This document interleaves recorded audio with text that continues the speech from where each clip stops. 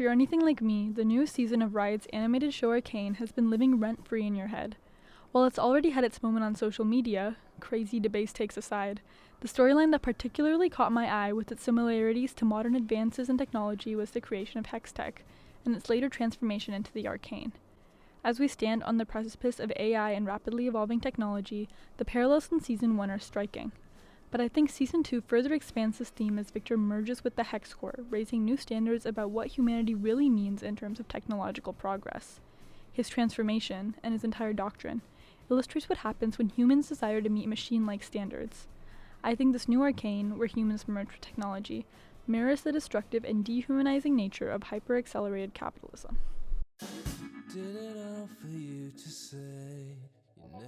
In Season 1 of Arcane, we get the discovery and backstory of Hextech through Jace and Viktor's perspectives. Jace is a student from the lower houses, sponsored by the Kierman family for his education, while Viktor is from the Undercity. The discovery of Hextech is initially portrayed as something magical and transformative, a cure for humanity's ails and a way to improve the lives of citizens in both Zaun and Piltover. The writers and animators want you to think this. The framing, music, and storytelling push the audience to see its potential for good. Look at the scene where Viktor and Jace first figure out Hextech. The music is hopeful, and the way they hover mesmerizingly bathed in blue, the color of innovation, inspiration, and serenity. In a real-world context, the way many people view AI parallels this sentiment. Just as Viktor believed Hextech could solve the issues of the Undercity, AI is often seen as having the potential to address inequality and other global challenges. MIT professor Nathan Wilmers argues that AI could reduce the premium in wages received by college-educated knowledge workers, a contributor to inequality, because the technology may disrupt higher-paid, white-collar jobs more than low-wage jobs. But new technologies also have the power to cause large amounts of damage. In the world of Arcane, Hextech also has the incredible potential to be weaponized against the Undercity. Even early on, we see potential for misuse. While none of the characters heed Heimerdinger's cryptic warnings, after Sky's death, the creators become acutely aware of the destructive nature of their invention. But even before this, Hextech was already being weaponized despite Jace and Viktor's naive ideas for its capacity to heal and innovate. This aligns closely with the real-world trajectory of new technologies. In the case of AI, Georgetown University explains, the escalating weaponization of AI parallels the nuclear arms race of the Cold War, with nuclear weapons being replaced with automated weapon systems. However, the international community, the United Nations, and the international law have been struggling to adapt and to regulate the use of automated weapons, which are rapidly changing the landscape of modern warfare. Artificial intelligence is already being used in Russia's war against Ukraine and in the Palestinian genocide, with Israel's Lavender system being used to identify 37,000 targets with alleged links to Hamas. The Center for Global Development explains that AI has the potential to both widen income disparities between countries and within countries, since richer nations are better equipped to harness AI's benefits and mitigate its negatives. And so I think unfettered, if we don't do anything, AI is likely to amplify all of the disparities we've been talking about. But AI, I think, also creates tremendous potential if we harness that technology in the right way. In this sense, it's not only failing to reduce global inequalities, it's preying on the already disadvantaged. Hextech, like AI, held a dual potential. It was both a savior and a destroyer, capable of transforming the world. But based on the tense political situation in Arcane during its creation, its potential for devastation was always far more likely.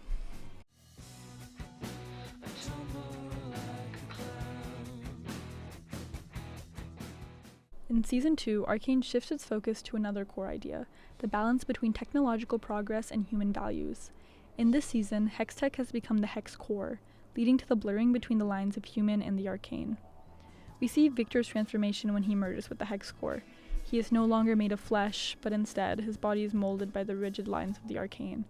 He no longer has problems with his lungs or his leg, and he is free from human limitations. He has found a new way to help people through his glorious evolution, through erasing the poverty and addiction that ravaged the people of the Undercity. The commune he built may initially seem like a place of community and of healing. The key problems of Viktor's line of thinking are most clearly reflected when comparing it to the Firelight community. Although both of them have similar end goals, a peaceful existence for the Undercity, their executions reflect two starkly contrasting ideals. Many of those in both the communities were either former shimmer addicts or victims of the drug's impacts. But Viktor's utopia emphasizes conformity over community, whereas Echo's vision prioritizes healing and collective well-being. This difference is, first of all, visually apparent through the aesthetics of each community. Viktor's commune is primarily white and barren. The way the Arcane morphs into the different shapes are eerie and unnatural, vaguely reminiscent of AI-generated art. The tree in the center of the Firelights hideout is a representation of life and growth, and the portrait of the people everyone's lost is a reminder of the past, not an erasure of it. Viktor's commune is sanitary, wiped of anything personal, like a newly renovated house. In clips of the Firelights hideout, you see kids laughing and yelling and roughhousing. In Viktor's world, there is a kind of bland tranquility. In Jace's vision, the people of Viktor's commune don't even look like people, but instead like monstrous husks with glowing points of Viktor's fingerprints. Viktor's commune is entangled with the Arcane, with the souls and the glorious evolution directly linked to him. The members are not individuals with their own thoughts and emotions, but instead extensions of him. The personality difference is apparent through Salo, who, although acted a lot more tolerable, was completely stripped of his original personality, instead acting as a docile follower to the commune. As Huck states when Vi and Jinx enter the commune, "But the Herald has freed me of my past self." Not healed or helped, but freed. He mentions his past self as a distant thing, something that is no longer with him. Viktor's intervention is not a healing, but instead an erasure of the decades of trauma many of the people of the Undercity had to go through that never actually fixes any of the issues. The Firelights' home is instead a diverse community. The portrait of everyone they have ever lost is a remembrance of the past, unlike Viktor's erasure of it. The Arcane poses a direct threat to Echo's tree, and it's Viktor's notions of progress and evolution that are threatening the very people that Viktor wanted to help. Ambessa's soldiers transformed by Viktor illustrate this idea perfectly. They become robots stripped of human emotion because Viktor believes emotion is the root of all suffering. Philosophically, you could argue whether he's right or wrong, but from the lens of hypercapitalism, the idea of improving every part of your life is highly prevalent. In Arcane, the robots optimize human emotion, mastering it to the point where it no longer hinders their fighting productivity. They have one purpose: to fight. But in doing so, they lose their individuality and humanity. That is the price to pay for optimization.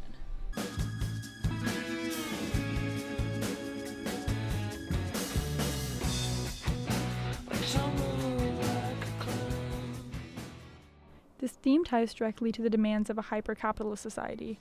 When human value is measured by monetary output, automation becomes the end goal. As entrepreneur Serge Fagiet puts it, "We are complex robots. Robots can be tuned and improved." Under productivity and optimization culture, we are not just asked to be productive, we're expected to become automized, to become streamlined. Productivity and hustle culture has evolved into a need for complete self-optimization. Optimization culture is no longer just for work, but for every aspect of life.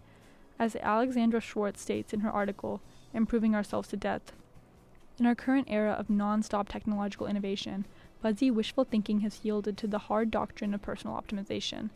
It's no longer enough to imagine our way to a better state of body or mind. We must now chart our progress, count our steps, log our sleep rhythms, tweak our diets, record our negative thoughts, then analyze the data, recalibrate, and repeat. We are being sold on the need to upgrade all parts of ourselves all at once, including parts that we previously did not know needed upgrading. Even if you succeed, there's always pressure to improve, to work faster, expend less energy, and streamline more processes. In her essay, Athleisure Barre and Kale, The Tyranny of the Ideal Woman, New Yorker writer Gia Tolentino states, "The ideal woman, in other words, is always optimizing, perfecting herself and streamlining her relationship to the world as a matter of both work and pleasure." This cyborgification of life extends beyond work and into every aspect of our being. A cyborg is defined as an organism-machine hybrid possessing capabilities beyond the human. The cyborg self represents a sanitized, optimized version of us, perfectly efficient, devoid of flaws or emotional messiness. French philosopher and sociologist Jacques Ellul describes this phenomenon in his book, The Technological Society. The principle of la technique, as has been coined in French, is described as the totality of methods rationally arrived at and having absolute efficiency for a given stage of development in every field of human activity. L.M. Sakasas describes this concept in her essay, The One Best Way is a Trap, as the relentless drive to optimize all human experience for efficiency. This idea doesn't impact everyone in a manic sort of optimization ritual. Instead, it's often reflected in the anxiety of potential, the ever-present potential to streamline, to be more efficient, not just in work, but in life. A kind of perpetual FOMO. Social media has become a playground for this self-optimization and has exacerbated its negative effects. Now with the rise of digital technology such as AI, The desire to optimize is more prevalent than ever. In the 1950s, Ellul states that the current technologies available didn't allow for this complete optimization, but now, with AI promising to quantify, analyze, and streamline our lives, this kind of optimization seems to potentially be possible. In the pursuit of finding the one best way to do things, to streamline and create precision, by quantifying aspects of existence, what are we losing? In Arcane, the robots in Viktor's glorious evolution exemplify this concept. Perfect fighters live sanitized lives free of mistakes or human imperfections. He believes he has found the one best way. But Arcane challenges this notion of perfection. In the poignant... Fuck you! Poignant. The poignant scene between Viktor and Jace reflects the danger of striving for an unattainable ideal. You've always wanted to cure what you thought were weaknesses. Your leg.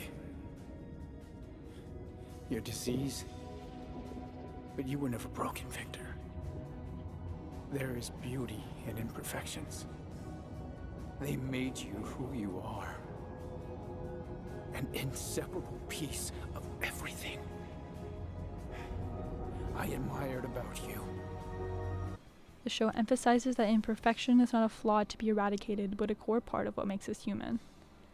Although I had a lot of issues with the show's ending, especially in terms of pacing and how they concluded many of the character arcs, I think that this specific message is profoundly relevant today as we navigate the complexities of technology, capitalism, and humanity's place in an increasingly automated world.